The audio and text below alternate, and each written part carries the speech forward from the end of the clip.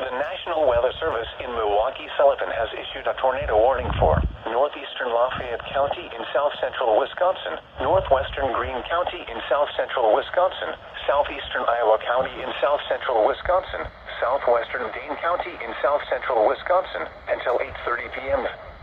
At 7:50 p.m., a severe thunderstorm capable of producing a tornado was located near Argyle, or 12 miles east of Darlington, moving northeast at 25 miles an hour.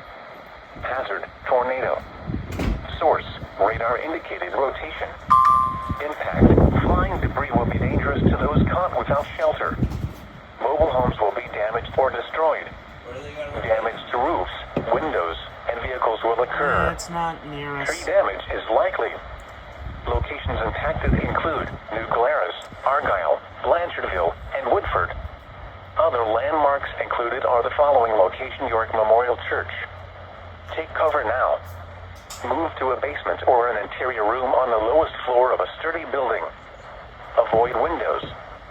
If you are outdoors, in a mobile home, or in a vehicle, move to the closest substantial shelter and protect yourself from flying debris.